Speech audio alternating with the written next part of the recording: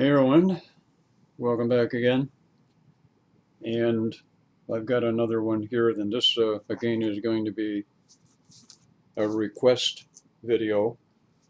And what I'm doing here is I'm finding a lot of the information that I'm putting out is definitely related to the twin flame and the soulmate experience. So we're going to be kind of, doubling up on our titles here. And this one here is kind of an interesting topic that the person brought up because they wanted to know was it seems the more dysfunctional the issues that a person may have, the more intense they experience.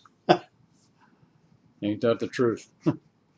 uh, yeah, I I've noticed the same thing, uh, but I've noticed, one thing that I think a lot of other people have missed, and I kind of want to bring this up right off the bat here.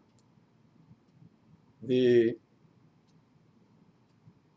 one thing that I've also noticed why the experience is so intense is besides the fact of whatever dysfunctional issues or patterns we may have, and a lot of us uh, really don't think we have a lot wrong with us, okay? But from a soul perspective or from an evolutionary point of view, you may find out that your higher self or your soul self may be in total disagreement as to what issues you think you have and what issues soul self or higher self may be wanting you to kind of work through or evolve through, if I can put it that way.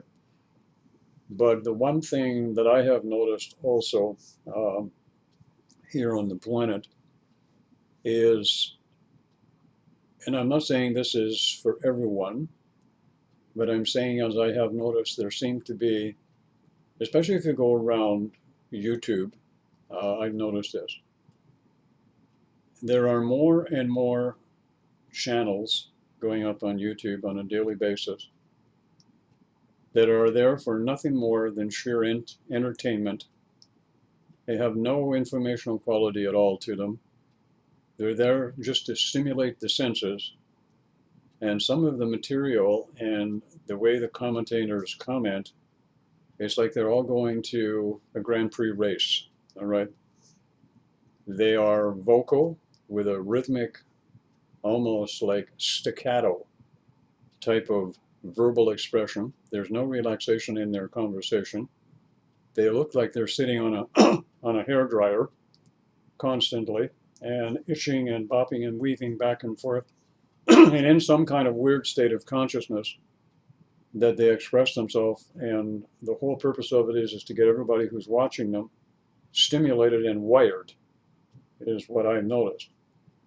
So the YouTube factor and the entertainment and the overstimulated individual seem to be a very big thing. It's called entertainment. And one of the things that I've noticed is a lot of people have a very short attention span. If you can't make your melodramatic point in about 10 seconds or less, they can't handle it. All right. And they have to wander off to some other sort of stimulus or someone who can offer stimuli to them that is basically relatively simple, that doesn't have any complexity to it. They don't have to think all of that much. So, in general, this would appear to be a lot of what our society is becoming. You can see this wherever you go. You can see it in television commercials. You can see it, like I said, on YouTube. You can see it in the shows that are coming on television. That they're the same thing. It's a constant state of stimulation. So, having said that, so what happens? What happens when you have people like this, and there are millions of them all over the world and the planet, and in some countries, as I've noticed, this is the lifestyle, constant stimulation and go, go, go, all right? And that happens even here in Canada, United States, and all over the world. And the producers of this type of material are constantly revamping it. So what happens is along comes the evolutionary process, the heart center awakening, the Kundalini stimulation, as it were, that's going to move through the consciousness and the body. And a lot of us here on the planet have a lot of dysfunctional patterns, and I've mentioned before in some of my videos that dysfunctional families are now becoming the norm. Dysfunctional children are now becoming the norm. It is just a continuation. So what happens if you have a spiritual awakening and you want to reach some of these people? Would it not be required, nothing short of hitting them on the back of the head with a plank, that you would have to get their attention some way that would be gigantic, that would be explosive, that would immediately get their attention? So, I mean, if you have someone who's a gamer, for example, gamers can sit on their thing and do it for hours, days on end, totally observed and possessed by their gaming skills. How do you get somebody's attention like that? So what happens is when someone of this nature is going to go through a spiritual awakening, is it any wonder it's intense? Because we don't listen well, we don't hear very well, because we're so focused on stimulation of any kind: food, drugs, alcohol, television, entertainment. And the more stimulating it is, the better it is. So you have a lot of people in a situation where their personality as it is now dictates, as it were, the intensity of the awakening that they're going to have. And then if you add in what might be called any kind of dysfunctional patterns, say, they got habit patterns, or they're a narcissist, or, they have ego problems, or they've been abandoned, or they've been abused, or they've been mentally, physically abused, anything of that nature, or they grew up in a family situation that was, the parents were not together by any means, in a balanced relationship, that kind of thing. So it is any wonder that the experiences are intense. Now, there are the odd one here and there that the experience is not intense. So it varies from individual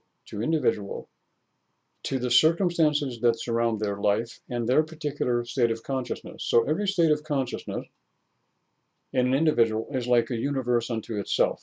So if that universe unto itself is going to be modified and changed, then the stimulus or the energy or the Kundalini awakening would have to pertain exactly to that particular vibration. So hence the experience for that person would be very intense. So add in the fact that now the evolutionary process, what it's doing is it is adding in another component to I'm going to get your attention mode that the universe likes to do. So let's throw something into the matrix here. Let's throw in another person, okay? And this person is the exact opposite of you, and the, shall we say, dysfunctional issues, patterns, and or belief systems that they may have that would actually complement yours. In other words, you have some things in your personality that would act as a good catalyst or button person for the other person, and that person would have something in their personality that would act as a catalyst to push the buttons in some of your dysfunctional patterns, belief systems, and ideologies and philosophies. And then imagine the two of you coming together, and you have all of this component of the intensity just for the individuals, and the two of you come together, and it's like, voila, we have ignition. And we have ignition to the 10th degree. And the one thing all of you will have to agree with me is when that connection comes together under the soulmate or the twin flame title nowadays, all right, immediately it gets your attention. Does it not? Yes, it does. So therefore, at this particular point, you begin on this journey, and what you get is you get a sampling of what it can be like initially in the beginning for you as an individual by going into that mystical evolutionary bubble of phase. And I must also add here, just for the sake of information here, that there are some people who don't have another person that does this. It actually happens to themselves. And actually, in fact, this type of awakening, if you look back, 20, 30 years ago, this would happen and would be considered a mystical experience. And this could happen to an individual, because that's usually what happened. They usually happen to individuals. Another person was not involved. How do I know this? Because I was there 30 years ago, and that's how mine initially started. Because I went into what now is called the bubble love phase, which I coined that phrase myself 30 years ago. And I stayed there for almost 2 years, all right, living in that state.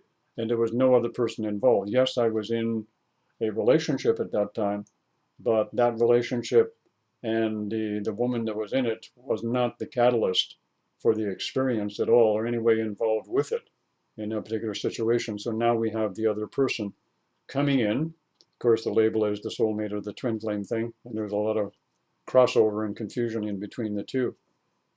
So as the intensity is activated in the two, they go through the bubble of, and this establishes for them a benchmark, if we can put it that way, of their. Now, I want to make this clear here, all right?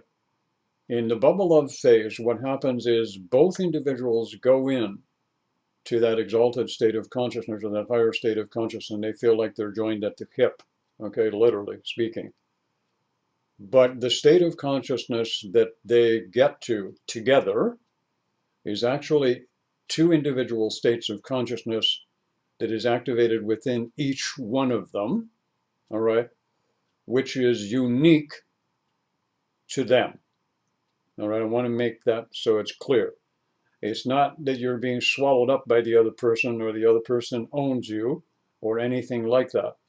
It's two individual states of consciousness at a very high vibrational level, of which your body at that particular point in time can maintain for a short period of time. All right, ideally, and here comes the good news, all right, is as we continue on, and this may happen, I don't know, a few decades down the road, is that bubble of phase, the mystical state that some people have for only a temporary period of time, will actually, in fact, become what is called a perennial state of consciousness. What I mean by that is you'll basically be there all the time, okay?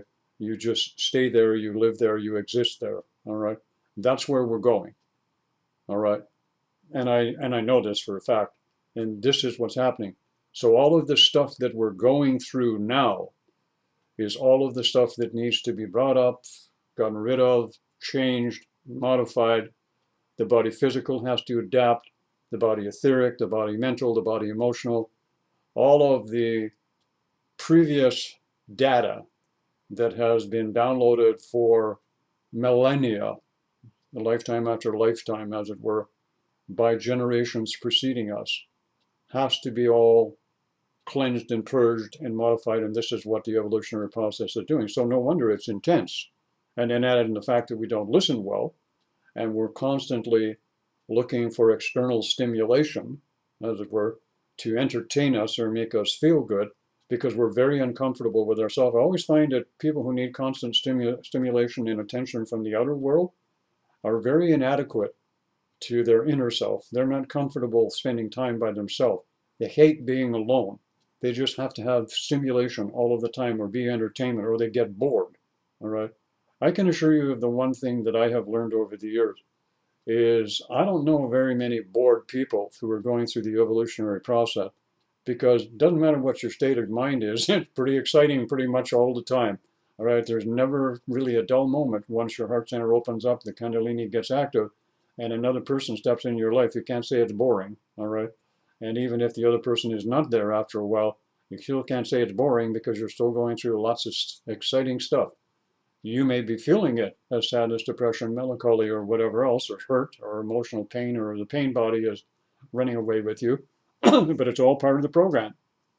And this is what is going on. So the intensity is very, very predictable as to what a person would feel. And if you want to kind of, go there for yourself and take a look, here's what you can do. Even if you're kind of poo-pooing what Mel's saying here, take a look right now and be honest with yourself and do a little inventory, if you will, okay? And be honest and keep your mind open. And you pretty much know the good things about yourself, right? So what are the things about you or your personality that could be improved? What are some, maybe you have a dysfunctional pattern or a dysfunctional habit pattern, or you have a belief system that's keeping you rigid in kind of a one-track situation. So take a look at it, all right? And do a little inventory and just see how much stuff, if you were standing back and looking at yourself and say, okay, I got this little idiosyncrasy, and I know I'm a little bit jealous at times. Yeah, I know I get a little bit of an ego problem. Yeah, I can be a real control freak on occasion.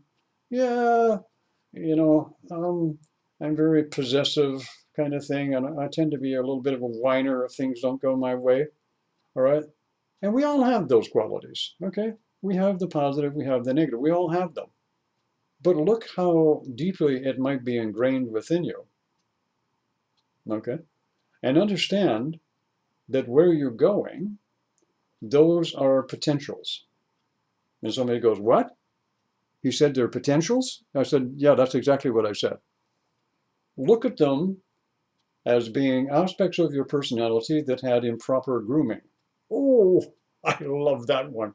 Improper grooming. Okay, a narcissist is someone whose personality didn't get the right grooming. I love it. So let's groom the son of a bitch. Okay? So the evolutionary process says that's it, we're going to groom him. So how are we going to groom him? And how are we going to groom all of these other people with all of this potential that is manifested in three-dimensional reality in their personality, but it hasn't come out in a very positive, creative, functional way? How do we change that? How do we fix it? So we bring another person in who's got the corresponding, are you with me here? The corresponding stuff going on, and we bring them together, and they could be from a different race, they could be from a different culture, they could be from, who cares? They could be same gender, they could be 5,000 miles apart, and suddenly we're going to show them the potential that they could achieve, and we're going to ignite all of the possibilities within them in the highest vibration, first of all. Voila, there we go. And then we have to look at all of these little goodies, these little potentials I've just discussed over on the other side. So we got to work with those, and we want to bring those in. We want to groom them.